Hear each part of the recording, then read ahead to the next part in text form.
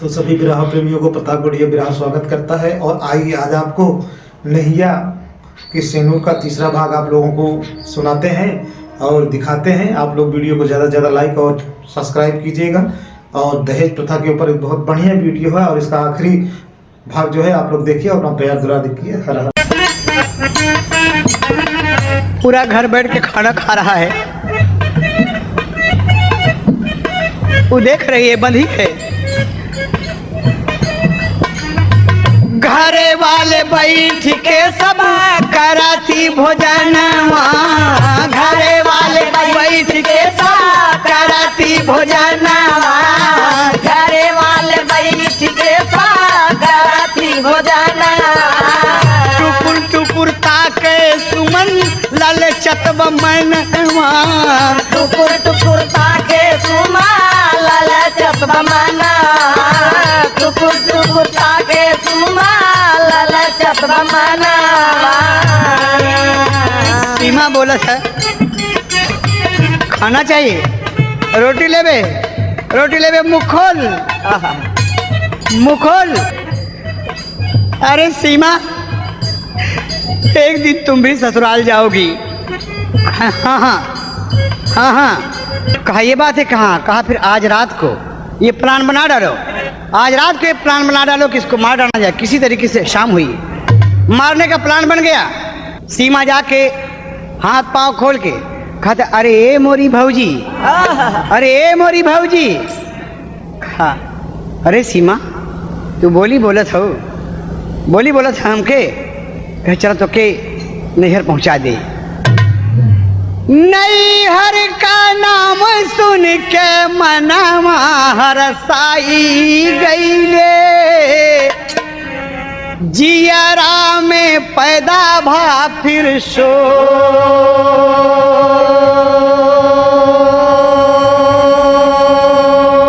अरे सीमा डैनिया नगिनिया बनी गई, अखिया में दिहले मरचा।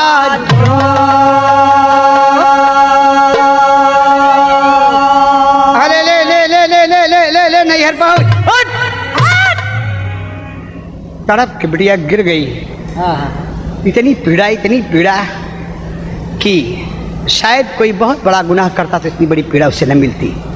लेकिन आज चल, तैयारी हो गई, हाथ में रस्सी, मिट्टी का तेल, दिया सराई, पूर्णिमा की रात है, 12 बजे ठीक सीताराम जी, उनकी औरत सीमा और बहू निकल पड़े।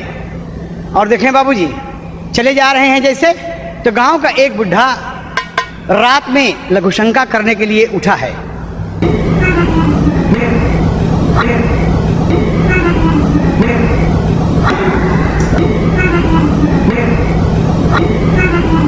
और देखा कि अरे सीताराम अपनी बहू, औरत और बुढ़िया के साथ कहाँ जा रहे हैं। पतो भी है जरूर कोई दाल में काला है, ये हरामखोर आदमी है, हो न हो ये अपने बहू को मारेगा।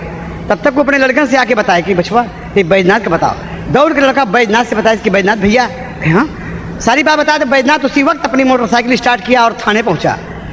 दरोगा जी से कहता है कि साहब अगर आज नहीं चलेंगे तो मास्टर साहब की लड़की मारी जाएगी, सीताराम मारने के लिए। या कहाँ कहीं और जाने के लिए तैयार हैं दरोगा जी, लेकिन आज उनकी वर्दी, उनकी टोपी रंग आई और तत्काल रवानगी लिखे और तैयार हो गए दल बल के साथ बाबूजी।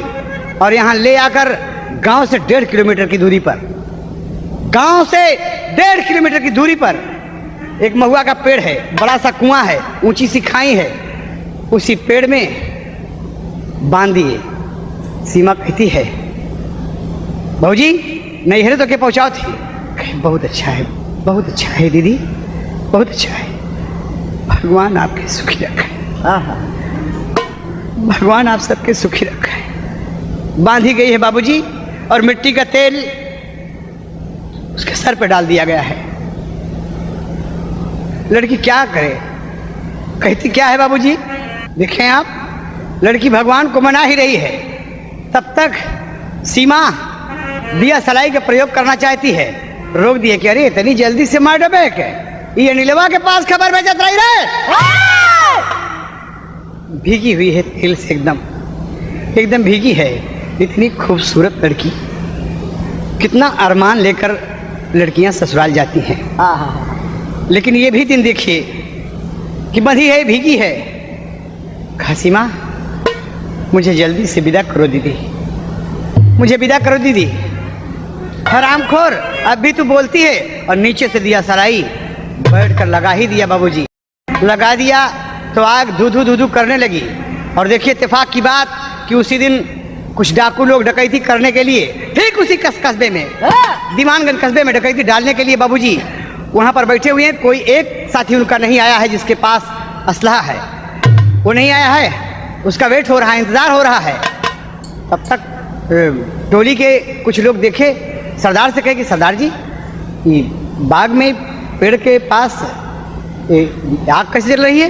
तो सरदार कहा, हाँ, इसका मतलब यहाँ कोई लोग हैं, हमको पकड़ लेंगे। और जरा देखें, पास में चले गए। जब देखे खाई की ओर से तो लड़की जल रही बाबूजी, और जोर से चिल्ला रही है, नहीं सीमा, नहीं सीमा, बाबूजी, बाबूजी, बाबू स्कूटर दे, बाबू, बाबू स्कूटर दे, बाबू, बाबू स्कूटर दे, बाबू। अरे कौन सुनता है उसकी बात? कौन सुन? सरदार डाकू का। अरे ये तो एक स्कूटर की लड़की मारी जा रही है, एक स्कूटर की खातिर। फेंक दिया राइफल। क्या नाम है? जल्दी से आग बुझाया, प्रयास किया बाबूजी आग बुझाने का। जल्दी जल्दी रस्सी खोल के और सुमन को ठीक अपनी बाह में ले लिया।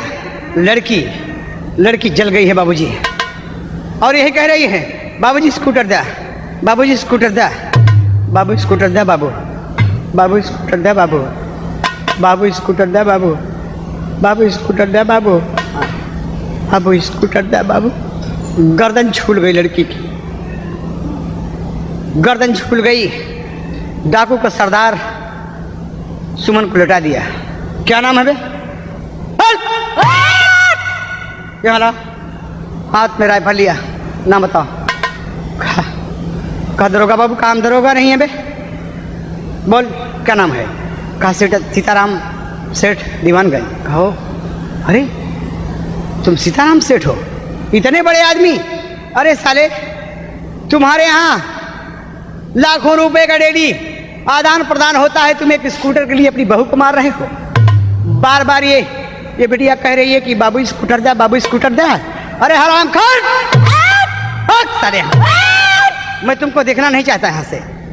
सीताराम जी मौका पाए बाबूजी और भागे तो कहना क्या हुआ यहाँ पर? सीताराम जी भागे जोर से, अब बोल पड़ा झट बोली जी, डाकू का सरदार ये भैया मार दिया झट गोली हो, मार दिया गोली से। दुई गोली साले के पीठ में गड़ा दिया कि ठाए ठाए कर दिया एकदम। कमीने, इस साला जीने का हकदार नहीं है। जो दहेज के लिए आज तमाम प्रचार होता है, इस बात का कहा जाता है लोगों से कि दहेज मत लो, और ये कि स्कूटर के लिए इतना बड़ा करोड़पति आदमी इतना परेशान किया। सास ननद का बाबूजी, क्या नाम है लड़की? सीमा से पूछा क्या नाम है? हमके सीमा कहा थी। सीमा कहा? वो है बाल पकड़ के गाल के ऊपर दिया तमाचा मारी हो। अरे बुढ़िया से बोला कि तो के देव जान से मारी हो। अरे हाय डैनिया भैल बजर कई छतिया बतिया बिगड़ल बा। अरे हाय डैनिया भैल बजर कई छतिया बतिया बिगड़ल बा। और दोनों जने का उतर जाए हुरमतिया बतिया बिगड़ल बा।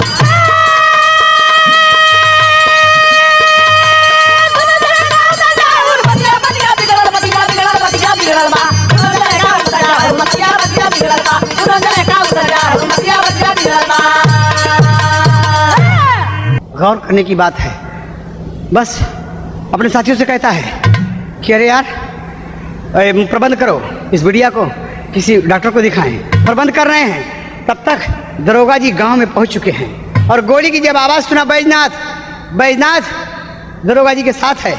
कहा साहब सीताराम जी अपनी बहू को गोली मार दिए। कहा Baijnath I am sorry, I am very very sorry. कहा सर ये कहने से क्या काम बनेगा। एक गरीब की बेटी चली गई, जीप जाने का रास्ता नहीं है, रोक दिए, पैदल चले जा रहे हैं, तमाम टार्च पे तार, तमाम गांव के लोग दौड़े चले जा रहे हैं बाबूजी। रास्ते में सीताराम की लाश मिलती है। हाँ, गोली कौन मारा? कहा साहब जल्दी से घटनास्थल पर पहुंचे और पूछते हैं कि तुम लोग सब, सुमन पड़ी हुई है, डाकू फरार हो गए। बचाना चाहते थे सुमन को, ले जाना था डॉक्टर के पास, लेकिन फरार हो गए कि हम लोग पकड़े जाएंगे। और दरोगा बाबू पूछे, कहा सीताराम को गोली कौन मारा? फिर साहब दरोगा बाबू, कहीं दरोगा तो मैं हूँ। हाँ, दीवान जी साथ में थे। कहा साहब जरूर कोई बदमाश रहे होंगे, लेकिन जो भी किया ठीक किया, एकदम ठीक किया। दरोगा जी उठा लिए सुमन को और कहा, गांव वालों से कहा ले चलो इसको किसी हालत में हमारी जीप पर पहुंचाओ। ले गए बाबूजी। दीवान जी को हुक्म दिया कि दोनों को ले चलो, और हाथ कड़ी लगा के बाबूजी सीताराम की लाश भी साथ ही साथ गांव वालों से कहा कोई गाड़ी मंगा कर इससे ले चलो। और जब ले आए बाबूजी, पंचनामा करके पोस्टमार्टम के लिए लाश कर दिए और हवालात में दोनों को कैद कर दिए। और इधर अस्पताल में सुमन पहुंच गई और एक घटना अजीब घट गई कि 3 दिन के लिए भिलाई स्टील प्लांट बंद हुआ। अनिल सोचता है कि मेरी सुमन कितनी अच्छी है, मैं चलूं अम्मा बाबू से कह के सुमन को ले आऊँगा, भिलाई दिखाऊँगा। इसी खुशी में नौकरी जहाँ छुट्टी मिली उसके, और 3 दिन की छुट्टी मिली हुई है, घर के लिए रवाना हो गया। यहाँ अस्पताल में सुमन तड़प रही है। सुमन एकदम ऐसी है जैसे बाबूजी जिंदा लाश, सांस का पता नहीं है। डॉक्टर साहब बोले कि दरोगा जी, हेलो इंस्पेक्टर, ये लड़की लगता है कि ख़त्म हो गई नहीं कहीं साहब। ना ऐसा ना करें, आप सब डॉक्टर हैं, सेकंड गार्ड कहलाते हैं। बच्ची को बचाओ, बच्ची को बचाओ। लग गए तमाम डॉक्टर लोग और देखने लगे बाबूजी तो कहीं से कोई जाको राखे साइयाँ मार सके ना कोई। थोड़ा थोड़ा आस मिली, ग्लूकोज ब्लड चढ़ने लगा। जब ब्लड चढ़ने लगा बाबूजी तो यहाँ अनिल कुमार गांव में पहुंचता है तो कभी ने आल्हा का भाव दिया। गाँव वाले अनिल के बात मैं सब खबरिया ये भैया, गाँव वाले अनिल के बात कुल खबरिया ये भैया, गाँव वाले अनिल के बात कुल खबरिया ये भैया। अस्पतालिया के दारोगा जी भेटा,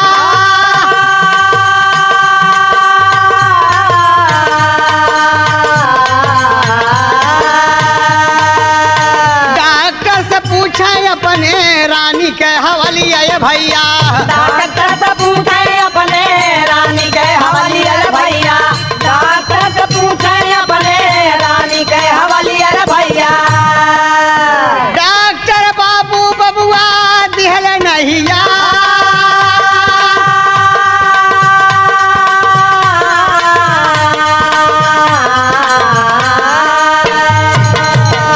इतनी सी बात नहीं। कहा डॉक्टर अगर मेरे बदन का एक एक बूंद खून निकले तो आप ले लीजिए। कहा ऐसी कोई बात नहीं, ईश्वर से प्रार्थना करो। जैसे पहुंचता बाबूजी तो सुमन को होश आ गया। दरोगा बाबू बताए कि अनिल सुमन को होश आ गया। सुमन कहती है कि पानी पानी स्वामी स्वामी। मिला बाबूजी, अपनी पत्नी को देखकर ऊपर गिर पड़ा। ऊपर के डॉक्टर उठाए कि उठो तुम यहाँ आओ, रो नहीं, अब ये जिंदा रहेगी, चिंता मत करो। बैसाखी लग गई। आज ये गरीब की बेटी, पिताजी माताजी के पास अंगी खबर भेजा, हॉस्पिटल में सब लेने के लिए आए हैं। मास्टर महेंद्र नाथ छाती पीट पीट कर रोते हैं कि बेटी क्या हो गया है। खा बाबूजी सब कुछ ठीक है, मेरा भगवान मुझे चाहता है बाबूजी। अनिल गेट के सामने खड़ा है, डॉक्टर तमाम लोग देख रहे हैं आज कि बारे अनिल तेरी पढ़ाई लिखाई तेरे काम आई, तुझ जैसे नौजवान की जरूरत हिंदुस्तान को है। और अनिल सबसे क्या कहता है, अरे कहे अनिल कुमार हम बताई सबका, अरे कब तक पापी दहेजवा सताई सबका, कब तक पापी दहेजवा सताई सबका, कब तक पापी दहेजवा सताई सबका, सताई सबका, सताई सबका, राम सताई सबका, कब तक पापी दहेजवा सताई सबका, कब तक पापी दहेजवा सताई सबका। समाज वालों से कहता है कि सुन लो ऐ धन के लोभी दरिंदों, खुशी खुशी बेटी, अरे खुशी खुशी बिटिया का बाप जमन दे हो, खुशी खुशी बिटिया का बाप जमन दे हो, और खुशी खुशी, अरे खुशी खुशी बेटावा का बाबू हले हो, खुशी खुशी बेटावा का बापू हले हो, खुशी खुशी बेटावा का बापू हले हो। अरे दुल्हन खुद ही दहेज है दर भाई सबका, कब तक पापी दहेजवा सताई सबका।